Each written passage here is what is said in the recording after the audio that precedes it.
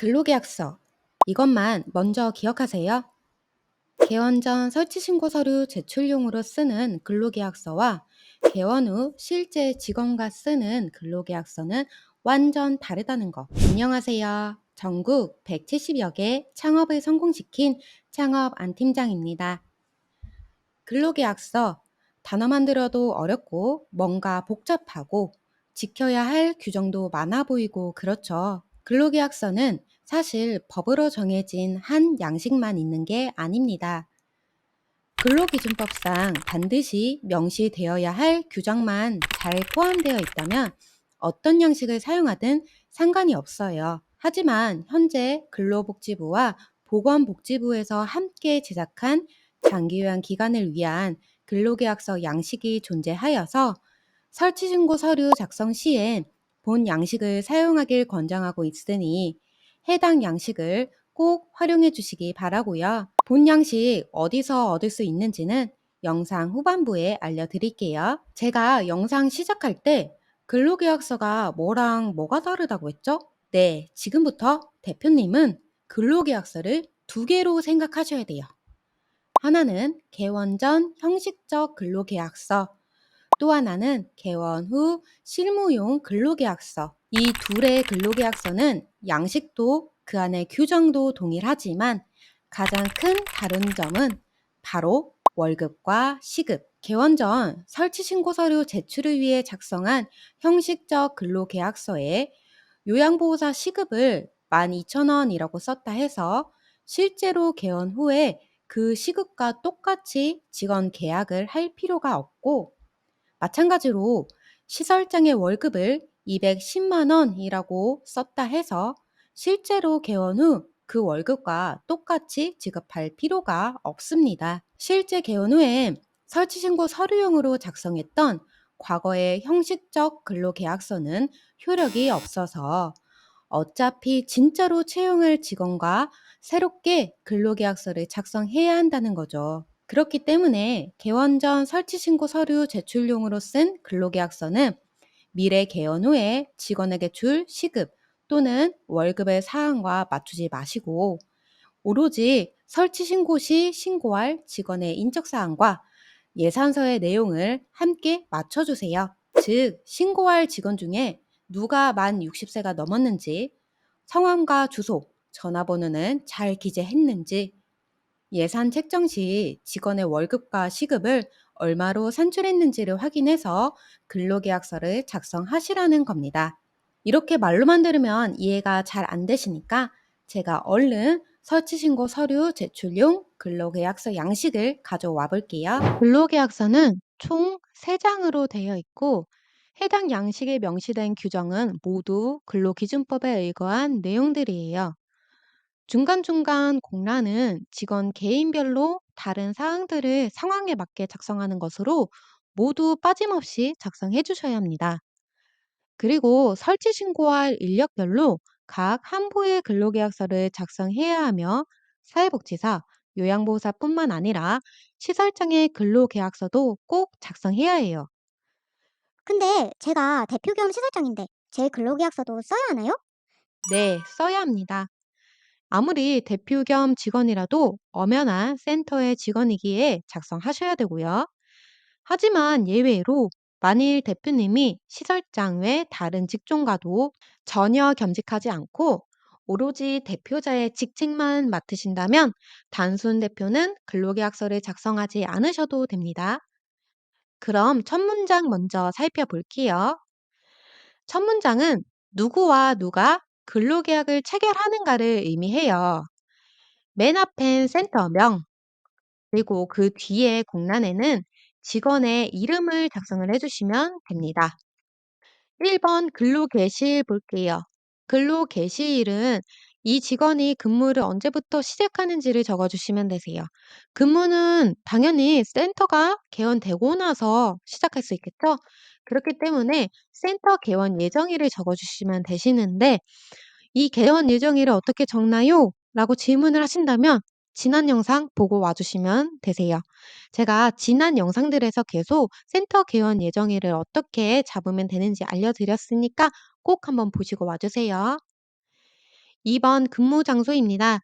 근무 장소는 이 직원이 근무를 하는 장소를 적어 주시면 되는데 저는 이 근로계약서를 요양보호사의 기준으로 작성을 할 거라서요. 요양보호사 기준으로 말씀을 드릴게요. '요양보호사가 어디서 일할까?'라고 생각을 해 주시면 되세요. 요양보호사님들은 보통 센터 사무실에서 근무하시는 게 아니죠. 직접 어르신 댁으로 방문을 해서 어르신을 돌보는 일을 하시는 거죠. 그렇기 때문에 근무 장소는 사무실이 아니고 어르신 댁이겠죠. 그래서 이런 식으로 이 직원이 어디서 일할지 생각을 하신 다음에 근무 장소를 적어 주시면 되세요. 다음으로 3번 근무 직종 및 업무 내용입니다. 직종은 이 근로계약서의 직원이 어떤 직종인지를 적어 주시면 되시고요. 업무 내용은 이 직원이 무슨 일을 할지를 적어 주시면 되세요. 예를 들어서 요양보호사는 무슨 일을 할까로 생각을 해 보시면 되세요. 당연히 어르신 댁에 방문해서 어르신을 케어하는 일을 하시겠죠. 그 업무 내용에 대해서 나열을 해 주시면 되세요. 4번 근로시간 및 휴게 시간입니다. 근무 형태, 근무 시간, 휴게 시간을 적는 란이에요. 근무 형태는 어떻게 적느냐? 바로 월급제인지 시급제인지 적어 주시면 되세요. 생각해 보시면 모든 직원들은 사실 월급을 받으면서 일하는 직원이기 때문에 월급제라고 생각을 하실 수 있지만 요양보호사는 조금 달라요. 요양보호사는 매달 정해진 월급을 받는 직책이 아니에요. 어르신의 시간과 요양보호사의 시간을 조율을 해서 어르신 댁에 몇 시부터 몇 시까지 주 몇 회나 방문할 건지 그 전달에 다음 달의 근무표에 대해서 생각하고 정하게 되어 있어요. 그렇게 되다 보니 매달 매달 같은 시간과 같은 횟수의 어르신 댁을 방문하는 게 아니다 보니까 매달 받는 월급도 달라져요. 그래서 정해진 월급으로 정하는 월급제가 아니고 그 일한 만큼 급여를 받아가는 시급제로 근무를 하시게 됩니다. 그래서 요양보호사 같은 경우엔 시급제로 적어주시면 되시고요. 그 외 시설장, 사회복지사는 월급제로 적어주시면 되세요. 밑에 근무 시간입니다. 근무 시간은 출근 시간과 퇴근 시간을 생각하시면 되세요. 당연히 근무는 센터에 출근을 하고 나서 근무가 시작이 되고 퇴근할 때 근무가 종료가 되기 때문에 몇 시에 출근하고 몇 시에 퇴근하는지를 적어주시면 되지만 요양보호사는 마찬가지로 센터에 일정한 시간에 출근하고 퇴근하는 직책이 아니죠. 그렇기 때문에 우리 정해진 근무표에 따라서 일하시는 분들이에요. 그래서 여기는 근무표에 따른다라고 적어주시면 되세요. 바로 밑에 2번 보시면 방문 요양보호사의 경우 근무 일정표에 따른다라고 적혀 있죠.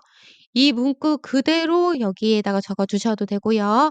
줄여서 근무표에 따른다라고 적어 주시면 되세요. 3번 휴게 시간은 몇 시부터 몇 시까지 근무하는 중간에 쉰다라는 거를 적어 주시면 되는데 마찬가지로 요양보호사는 근무표에 따라서 휴게를 합니다. 5번 근무일 및 휴일입니다.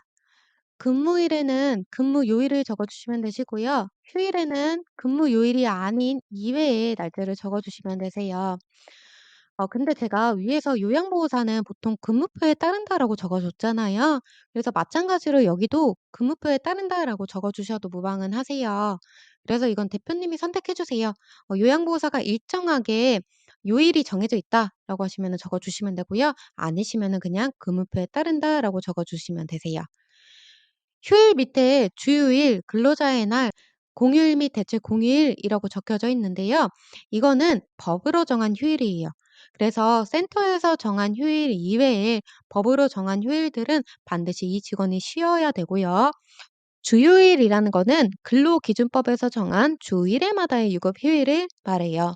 유급 휴일이라는 거는 직원이 쉬더라도 일한 것처럼 시급을 계산해서 돈을 지급해라 라는 의미고요. 예를 들어서 요양보호사가 정해진 근무표에 일거해서 한 주 동안 충실하게 근무를 수행을 해냈어요. 그러면은 그 주에 하루는 유급휴일로 주는데 쉬더라도 일한 것처럼 돈을 지급을 하는 거고요. 주일에는 반드시 이 주휴일을 지켜주셔야 되세요. 꼭 일주일에 한 번 이상은 쉬어 주셔야 되고요. 그 요일, 주요일을 정해 주셔야 되세요. 근 근데 "무슨 요일로 써야 될지 모르겠다."라고 하시면은 그냥 일요일로 적어 주셔도 괜찮아요. 이번 근로자의 날은 근로기준법에서 정한 유급 휴일이에요. 마찬가지로 유급 휴일이기 때문에 쉬더라도 일한 것처럼 시급을 계산해서 급여를 지급을 해야 되는 거고요. 밑에 공휴일 및 대체 공휴일은 빨간 날을 말합니다. 6번 임금입니다. 이 항목이 적기 제일 중요한 건데요. 6번 임금부터 이어지는 항목들은 정말 중요해서 잘 이해하시고 진행해야 하기에 근로계약서 작성법 영상은 2편으로 나눠서 갈게요. 머리 잠깐 식히고 따라와 주세요. 그리고 근로계약서 양식은 국회와 카페에서 바로 다운받을 수 있는데 영상에 고정 댓글을 통해서 접속해 주세요. 이외에 조금 더 궁금한 사항이 있다면 일생일 때 단 한 번의 기회로 누리는 천천박사와의 창업 무료 상담을 신청해 보세요. 천천박사의 무료 상담은 이런 한 푼 받지 않고 단 한 번 정해진 시간 동안 궁금한 사항에 대해 시원하게 답변을 드리는 대표님을 위한 공헌 사업입니다. 상담 신청은 본 영상의 고정 댓글을 확인해 주세요. 이상 창업 안 팀장이었습니다. 감사합니다.